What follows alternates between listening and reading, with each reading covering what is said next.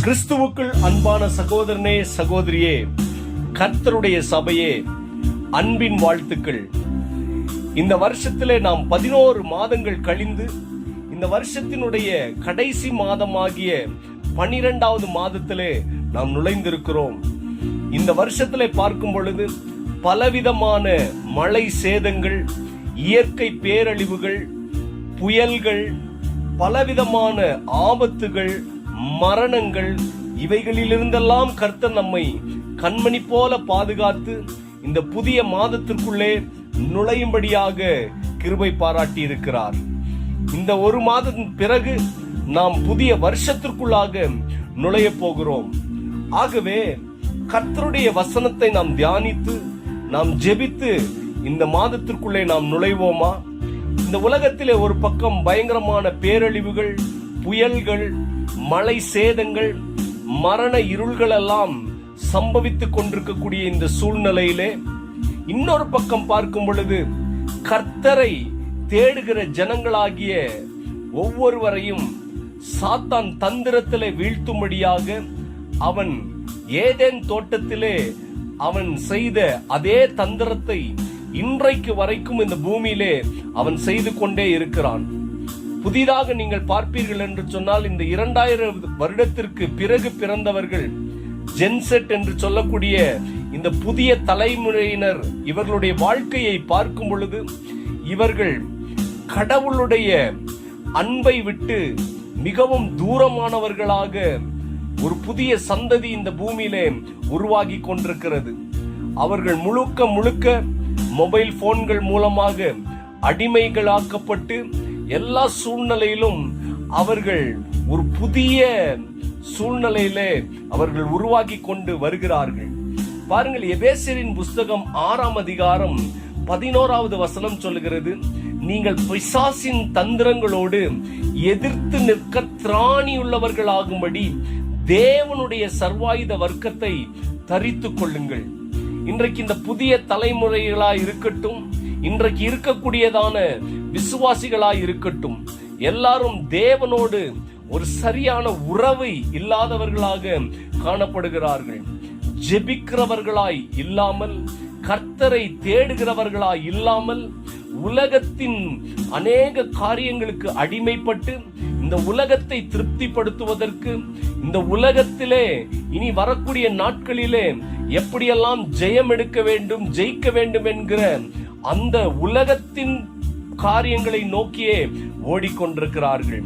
ஆனால் வேதம் சொல்லுகிறது, இவைகள் மத்தியிலே சாத்தானுடைய மிக பயங்கரமான தந்திரங்கள் வெளிப்பட்டு கொண்டிருக்கிறது. ஆகவே நம்முடைய பிள்ளைகளோ இல்லை நம்மை சேர்ந்தவர்களோ சாத்தானின் தந்திரங்களுக்கு இரையாகாதபடிக்கு காத்து கொள்ள வேண்டியது அவசியமாயிருக்கிறது. பாருங்கள், அந்த வசனத்துக்கு அடுத்த வசனம், ஏனெனில் மாம்சத்தோடும் இரத்தத்தோடும் அல்ல, துரைத்தனங்களோடும் அதிகாரங்களோடும் இப்பிரபஞ்சத்தின் அந்தகார லோகாதிபதிகளோடும் வான மண்டலங்களில் உள்ள பொல்லாத ஆவிகளின் சேனைகளோடும் நமக்கு போராட்டம் உண்டு. ஆகையால் தீங்கு நாளிலே அவைகளை நீங்கள் எதிர்க்கவும், சகலத்தையும் செய்து முடித்தவர்களாய் நிற்கவும் திராணியுள்ளவர்களாய் இருக்கும்படி தேவனுடைய சர்வாயுத வர்க்கத்தை தரித்துக் கொள்ளுங்கள் என்று மிக அழகாக இந்த எபேசியரின் புஸ்தகத்திலே 6ஆம் அதிகாரத்திலே மிக அழகாக இந்த பக்தன் எழுதுகிறதை நாம் வேதத்திலே நாம் பார்க்கிறோம். ஆம், சாத்தானை எதிர்ப்பதற்கு, சாத்தானை எதிர்த்து போராடுவதற்கு இந்த நாட்களிலே நமக்கு நல்ல ஒரு ஜெப வாழ்க்கை அவசியமாய் இருக்கிறது. ஜெபிக்கிற மனுஷன் மாத்திரம்தான் இந்த நாட்களிலே ஜெயத்தை எடுக்க முடியும். ஜெபம் இல்லாதவன் இந்த நாட்களிலே ஒரு மிகப்பெரிய தோல்வியை மாத்திரம்தான் அவன் சந்திப்பான்.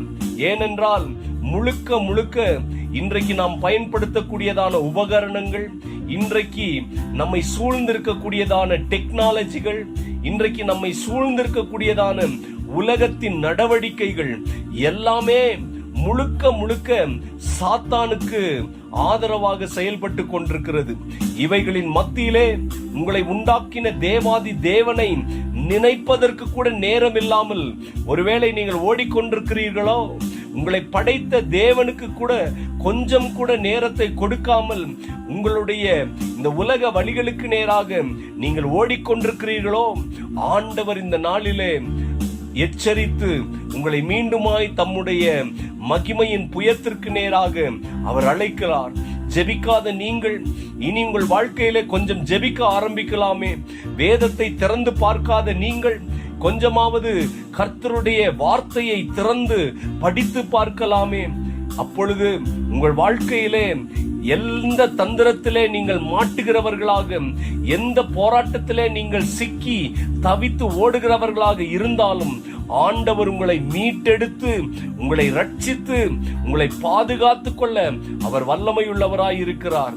ஒவ்வொரு நாட்கள் செல்ல செல்ல செல்ல, ஒவ்வொரு மாதங்கள் செல்ல செல்ல செல்ல, ஒவ்வொரு புதிய வருஷத்திற்குள்ளாக நாம் நுழையும் போதெல்லாம் ஒவ்வொரு புதிய சம்பவங்களும், இந்த உலகத்திலே புதிய புதிய காரியங்களும் நடந்து கொண்டிருக்கிறது. இவைகள் அத்தனையும் சாத்தானுடைய ஆட்சிக்காக, சாத்தானுடைய ராஜ்யத்தை ஸ்தாபிப்பதற்காக இந்த உலகம் கட்டமைக்கப்பட்டு கொண்டு வருகிறது. இவைகளின் மத்தியிலே ஒரு விசுவாசி ஒரு நல்ல ஆவிக்குரிய வாழ்க்கை வாழ்வான் என்று சொன்னால், இயேசுவுக்கு தன்னை சொந்தமாக்கி கொள்வான் என்று சொன்னால், நிச்சயமாய் சாத்தானுடைய ஆட்சியிலும் சாத்தானுடைய அதிகாரத்திலும் அவன் சிக்கிக் கொள்ளாதபடி அவன் கர்த்தருடைய ரகசிய வருகையிலே அவன் எடுத்துக்கொள்ளப்பட்டு அவன் சந்தோஷமான ஒரு பரலோக பயணத்தை தொடருவான். பிரியமானவர்களே, ஆகவே இந்த வார்த்தையை முன்னிட்டு நான் உங்களுக்கு சொல்லுகிறேன், எப்பேற்பட்ட காரியத்திலும் பிசாசின் தந்திரங்கள் வெளிப்பட்டு கொண்டிருக்கிறது. ஆகவே அவைகளை இனம் கண்டு நீங்கள் சாத்தானுக்கு அடிமைகளாகாதபடி, சாத்தானோடு நீங்கள் இணைந்து நடக்காதபடி, நீங்கள் கர்த்தரை பிடித்து கொண்டு நீங்கள் ஆண்டவரோடு நீங்கள் வாழ்வீர்கள் என்று சொன்னால் நீங்கள் ஜெயமுள்ள நாட்களை தொடருவீர்கள். இந்த மாதம் கர்த்தர் உங்களுக்கு ஆசீர்வாதம் உள்ள மாதமாக மாற்றி தருவார். உங்களுக்காக நான் ஜெபிக்கட்டும். சர்வ வல்லமை நிறைந்த நல்ல ஆண்டவரே, வானத்திற்கும் பூமிக்கும் ஆண்டவராய் இருக்கிற கர்த்தரே, இந்த நல்ல நேரத்திலே ராஜா ஒவ்வொருவரையும் உம்முடைய கரம் தொடட்டும். இந்த ஆடியோ வழியாக யார் யாரெல்லாம் இந்த செய்தியை கேட்கிறார்களோ, இந்த ஜபத்திலே பங்கு கொள்ளுகிறார்களோ, அவருடைய வாழ்க்கையிலே சாத்தான் எப்பேற்பட்ட தந்திரத்தினால் சோதிக்க வரும் பொழுதும் கர்த்தர் அவர்களை அந்த தந்திரத்திலிருந்து விடுதலையாக்கி தேவனாகிய கர்த்தர் மெய் வழியை காண்பித்து நீர் ரட்சித்து வழி நடத்துவீராக. ஒவ்வொருவரையும் நீர் ஆசீர்வதிப்பீராக. இந்த புதிய வருஷம் இவர்களுக்கு ஆசீர்வாதமான வருஷமாய் இருக்கட்டும். இந்த புதிய வருஷம் இவர்களுக்கு புதிய நன்மையின் வருஷமாய் இருக்கட்டும். எல்லா நன்மைகளும் சுகமும் பலனும் இவர்களை தேடி வரட்டும். ஆண்டு கொள்ளும் பெரிய காரியங்களை செய்யும். இயேசு கிறிஸ்து என்னும் மகிமை நிறைந்த நல்ல நாமத்திலே ஜெபிக்கிறேன்.